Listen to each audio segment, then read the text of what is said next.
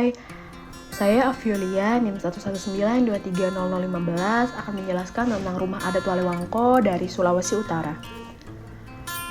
Rumah Walewangko.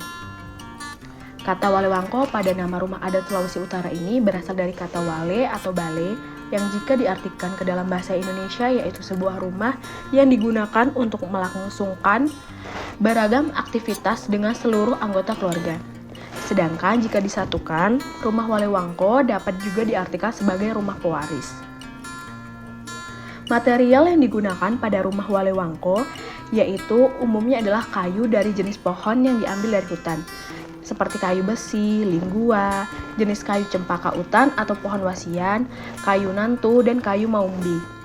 Kayu besi digunakan untuk tiang, kayu cempaka digunakan untuk dinding dan lantai rumah, kayu nantu untuk rangkap atap, serta bagi masyarakat yang ekonomi rendah menggunakan bambu petung atau bulu Jawa untuk tiang, rangka atap dan nimbong untuk lantai rumah, serta untuk dinding dipakai bambu yang dipecah. Karakteristik ruang. Terdapat 3 karakteristik ruang, yaitu yang pertama adalah lesar atau bagian depan rumah adat. Lesar atau bagian depan rumah adat merupakan ruangan yang digunakan oleh para tetua adat dan juga kepala suku ketika hendak memberikan wejangan ataupun maklumat kepada para warga. Bagian ini dapat juga disebut dengan teras atau beranda, sebab tidak dilengkapi dengan dinding sehingga bisa juga dipakai sebagai tempat bersantai ataupun mengobrol sesama para anggota keluarga dan juga tetangga. Yang kedua adalah sekai atau serambi depan. Berbeda dengan lesar yang tanpa menggunakan dinding, sekai ini justru dilengkapi dengan dinding dan terbuat dari bahan dasar kayu. Letaknya persis berada di bagian depan pintu masuk sesudah melewati lesar. Fungsi dari ruangan ini adalah sebagai tempat untuk menerima para tamu, mengadakan musyawarah, ataupun sebagai tempat digelarnya upacara adat.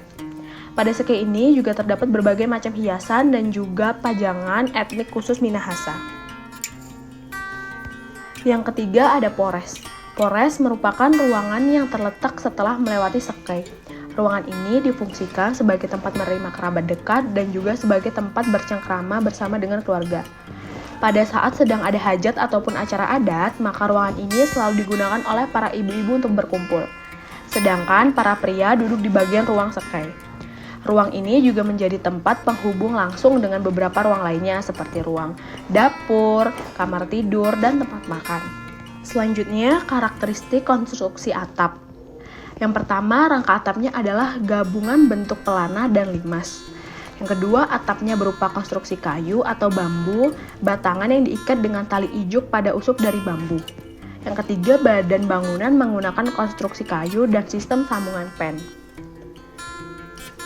Pondasi. Bagian pondasi atau kolong bangunan tetap menggunakan material batu, beton maupun kayu atau kayu kelapa itu sendiri dengan dimensi yang tergantung volume bangunan yang dipikulnya. Taikan pada pondasi beton bisa diganti dengan ikatan tulangan beton tersebut.